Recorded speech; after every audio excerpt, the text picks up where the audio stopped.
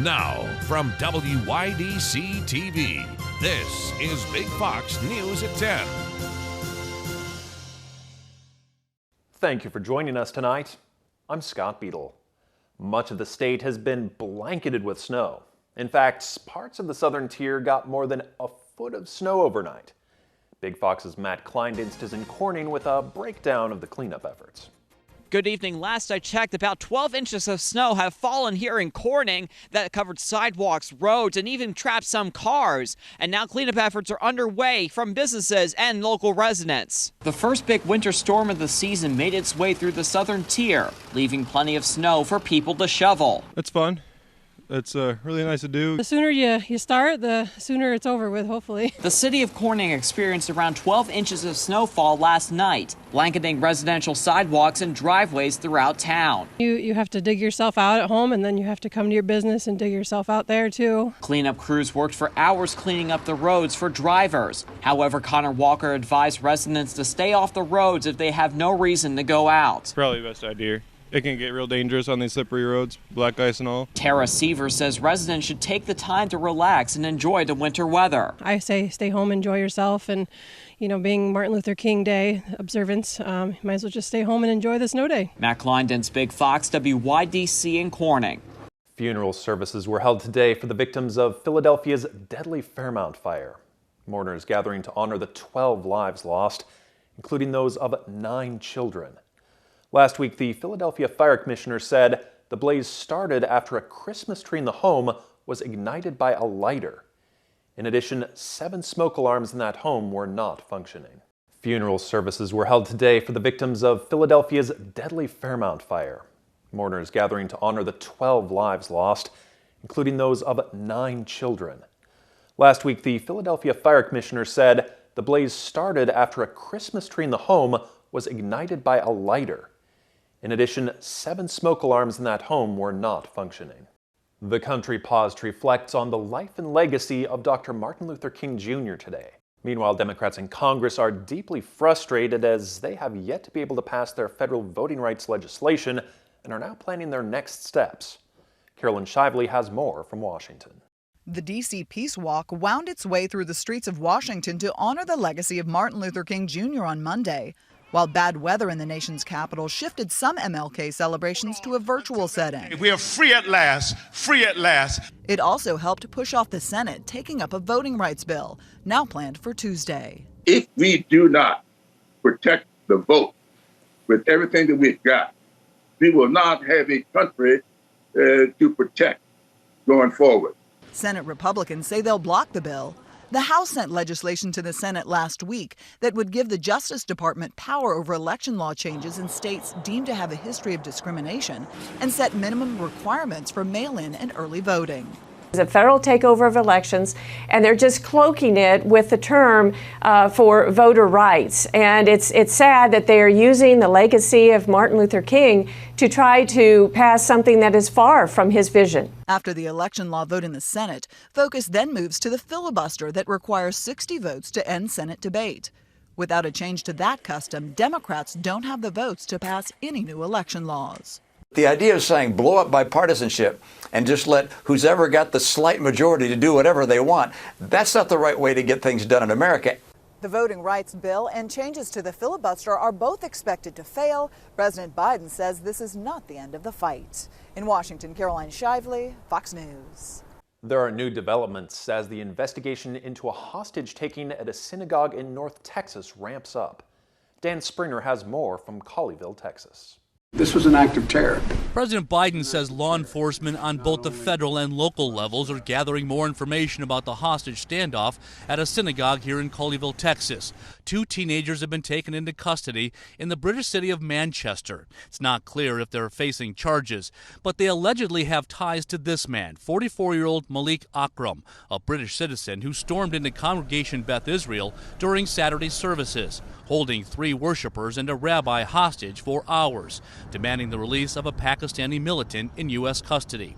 I heard the police shouting about hostages, get the hostages out, move the hostages, whatever. Again, it's a shock that it happened here, but it could happen anywhere. Akram was killed at the scene, but there are no further details available at this time. He arrived in the U.S. on a tourist visa about 2 weeks ago and allegedly purchased at least one gun illegally. The FBI says it's not clear why he chose to attack the synagogue, but Jewish community leaders say it fits a growing pattern of anti-Semitic attacks, and more action is needed to protect houses of worship across the country. He could have found hostages anywhere if that was his goal. But he went to a synagogue on the Sabbath while services were going on. President Biden says the Attorney General is now focused on responding to the rise in anti-Semitic violence. In Colleyville, Texas, Dan Springer, Fox News.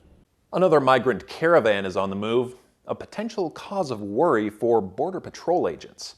Officials have experienced more than 1.6 million migrant run-ins from September 2020 to September of 2021. That's 4 times the number of the previous fiscal year. Chris DeMio reports. Our dream is to be in the United States. The first migrant caravan of 2022 departing Honduras this weekend, with hundreds of mostly Central American migrants marching onward towards the U.S. Officials say the group originally contained roughly 600 members, but split into slightly smaller groups to not attract as much attention while entering neighboring Guatemala. There is an 80% chance that we can get through. Only God knows if we can get through. But the journey north is already coming to a grinding halt for several members apprehended by Guatemalan police while crossing over the border. Officials say dozens were deported back to Honduras before they could continue marching. This comes as some immigration support groups are urging against caravan travel. Previous ventures have not worked. They have not had good results. In that sense, the dangers are bigger than the possibility of achieving the much-desired American dream. Meanwhile, some new policies in the U.S. are coming under fire for assisting undocumented immigrants. California Governor Gavin Newsom is proposing $2.2 billion to help fund health care for low-income residents, including people living here illegally. We are positioned with this budget to be able to deliver on what we've been promoting: universal health care for all, regardless of pre-existing condition, regardless of the ability to pay, and regardless of your immigration status. We believe in this principle. And in the Big Apple, more than 800,000 non-citizens could vote in local New York City elections starting in 2024. Chris DeMeo, Fox News. Still ahead tonight, the U.S. Army is offering its largest ever enlistment bonus amid the pandemic-fueled labor shortage. What they're trying to do is they're trying to be very competitive with the private sector right now, academia, things like that. So to do that, obviously, money does a lot of that. Why the Army is now offering a $50,000 signing incentive to new recruits. Now, your Twin Tiers forecast from Big Fox. Hello everybody, it's Adam Bowles with your weather, brought to you in part by William Mattar. Kim has the night off for this evening. Let's check out the weather headlines for the next few days. That snow, almost 3 inches, fell for today for Martin Luther King Day. The good news is snow is ending. Breezy and cold though. The winter storm warning expiring for tonight as well. Partly sunny and cold once again for your Tuesday, with highs back into the mid to upper 20s for a high. That's about it, but drying out for your Tuesday. After that, we do have more rain and snow chances likely, about a 40% rain chance and snow chance for your Wednesday, with another cold front moving through. After that, a more Arctic air, tundra on the way. Very, very frigid air, especially as we head into Wednesday and Thursday and beyond as well. That winter storm warning should be expiring for tonight, so the snow is ending. I would say about 3 to 4 inches fell all across the board for today for Martin Luther King Day. The good news, it was a holiday. About a 15 to 13 degree difference from this time yesterday. Slightly warmer air coming in from the south, but after that getting much colder but drier as well. The snow ending, maybe a few leftover snow showers, but looking mostly cloudy and very cold. Look at it feels like in the teens and the single digits once again with highs back into the 20s. So 20, 21 degrees around 8 o'clock in the morning. That very cold air coming in from north to south right into our area, back into the 20s for a high. That is it. All right, so here's the wind chills and also the highs. Normal high is 34 degrees, a high of 26. That is it. Still well below average once again, but we're definitely going to get below average, especially as we head to Wednesday and Thursday. That very Arctic air coming right south, right into our area, looking very, very cold, especially as we head to Wednesday and Thursday with another cold front on the way. So here's future radar, leftover snow chances as well. Winter storm warning expiring for tonight. Maybe a leftover snow shower, looking mostly dry, just very cold into the 20s by Tuesday afternoon. I'm not really seeing much more snow chances until we get to around Wednesday. A leftover rain and snow chance. I would say about a 40% chance of rain and snow showers likely, not compared to what we just saw, but maybe a leftover snow shower and rain chance as we head to Wednesday too. But the big story is more Arctic air on the way, especially for Wednesday and Thursday. All right, here's a recap. Back into the 20s, clearing, and also very cold as well. Mostly cloudy and frigid for tomorrow too. Barely any snow with a high of 26. Just very cold, especially very, very cold air our way Wednesday and Thursday. Into the 40s, that rain and snow chance into the teens by Friday, and then slightly getting warmer after that into the 20s by Saturday. In honor of what would have been Betty White's 100th birthday today, there's a social media challenge to donate to animal charities in her name. One organization that White was involved with for decades spoke about her passion for working with animals and this way of paying tribute to the late star. Ashley Dvorkin has more. My life is divided absolutely in half show business and half animal business. Betty White dedicated much of her life working for the welfare of animals. One organization she was involved with was American Humane, as volunteer and board member. Betty White was worked with American Humane almost 75 years. So half of our organization's existence, we were so fortunate because Betty White has been part of our history. And I had the privilege and pleasure of working with Betty White for 12 years. White also received their National Humanitarian Medal and Legacy Award. We honored Betty for her lifetime of commitment to protecting animals. And let me tell you, she was the real deal. When she met an animal, they instantaneously bonded with her. A social media campaign called the Betty White Challenge is inspiring many to honor her legacy by donating $5 to animal charities on what would have been her 100th birthday, January 17th. Dr. Robin Ganzert says when she heard of it, she thought it's a great way to pay it forward. Your favorite one, or American Humane, as we were one of her favorite charities, and recognize that we can do a lot with $5. We can feed animals, we can give medical care, we can continue our rescue efforts, and all of this we can do in Betty White's memory to pay it forward for her legacy of compassion, kindness, and love.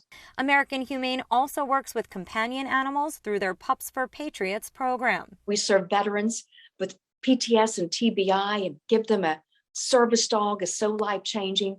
And Betty told me that that was one of her favorite programs as well. Go to AmericanHumane.org for information on getting involved or donating. Walmart goes virtual, an expected jump in gas prices, and the rising price of cocoa. Cheryl Casone has those stories and more. Could gas prices be headed for a spike again? Energy experts say it could be likely when warmer weather returns. Gas Buddy analysts expect the surge to happen in March, April, and May. That could mean a national average around $4 a gallon. Declining production and political instability in Kazakhstan and Libya. Some factors in the expected spike of prices. While a demand for chocolate fueling a surge in the price of cocoa, with prices rising more than 8% since December. The Ivory Coast, one of the largest exporters of the beans, is sending less cocoa beans to port. However, an oversupply of beans over the last year is keeping the price of chocolate from spiking. Well, Walmart announcing plans to go virtual. The retail giant filing several applications for the process, looking to establish virtual retail stores, create non-fungible tokens or NFTs, and even create their own cryptocurrency. And looking for a little extra sweetness with your breakfast? Well, General Mills releasing a new cereal in time for Valentine's Day. Cheerios is bringing back their chocolate strawberry and chocolate Cheerios Valentine's Day packs for a limited time. The brand is also introducing 2 new yogurt flavors, creamy vanilla and chocolate, and creamy mocha and chocolate, adding even more options for sweet lovers.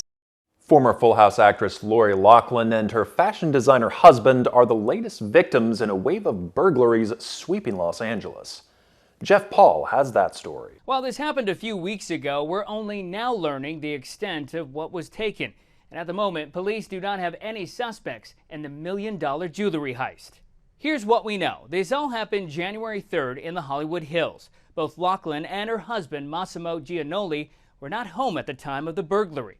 But investigators say the burglars were dressed in black, and it was a housekeeper and private security who called police. This is just the latest in a string of crimes impacting high-profile celebrities. On December 1st, philanthropist Jacqueline Avant was shot and killed during a home invasion. Citywide, homicides are up, violent crime is up, and so are property crimes. LA Mayor Eric Garcetti says fixing the problem can't fall squarely on just law enforcement. We can't just put this on the brave shoulders and the broad shoulders of our police officers, but this must be owned by every civilian, by every strategy, and by every approach we can take to co-own public safety. One recent murder that's drawing lots of attention involves a 24-year-old woman who was stabbed to death. Her employer, Croft House Furniture, had her working alone in the store, and it was a customer who later walked in and discovered the scene. Police say they believe a man wearing all black with an N95 mask leaving through the back door of the store is their suspect. But they haven't made any arrests and are hoping if anyone somehow recognizes this person or knows what happened, comes forward. I feel gutted that this girl her life was snuffed. The stuff that's happening on Melrose, Fairfax, I don't like it at all. I just wanted to be the way how it used to be. The victim's father wanted to make it clear she was a gifted artist and a listener who was loved by all. Police say this was, quote, a random attack. Brace for impact. Tax filing season starts soon, and the IRS is already warning of problems ahead. Tax filing season opens on January 24th, but the IRS says prepare for delays. A report to Congress says the revenue agency had a backlog of 8.6 million individual and 2.8 million business returns that it still needed to finish as of late last year because of the pandemic. Desperate times could lead to a big payout for those willing to serve our country. The Army needs recruits, so for the first time ever, they're offering a $50,000 signing bonus. Taryn Asher has reaction. The U.S. Army still wants you to be all you can be, but unlike our parents and grandparents who enlisted or were drafted into the Army, new recruits have a financial incentive, a signing bonus worth $50,000. What they're trying to do is they're trying to be very competitive with the private sector right now, academia, things like that.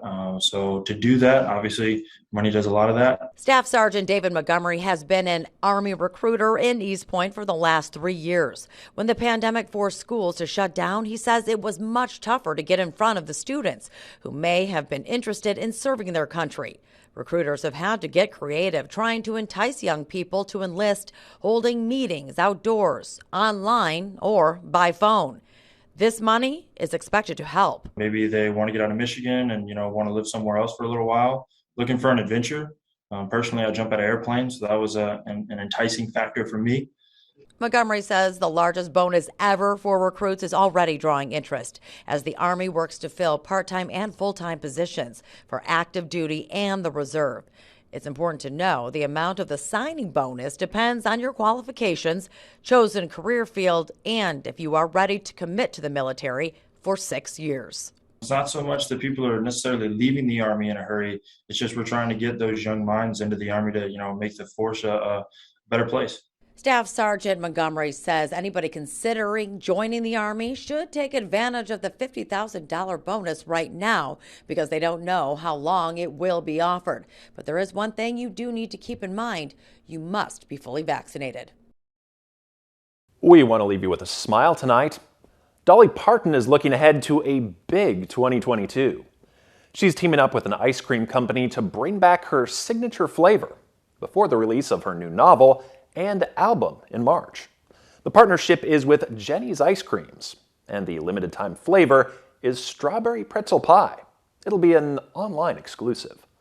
All the profits will go to Parton's Imagination Library, a nonprofit that mails books to kids ages 5 and under. Strawberry pretzel pie. That's not a flavor I ever would have imagined, but now I am really intrigued to try it. Hey, thanks for being with us. Have a great night.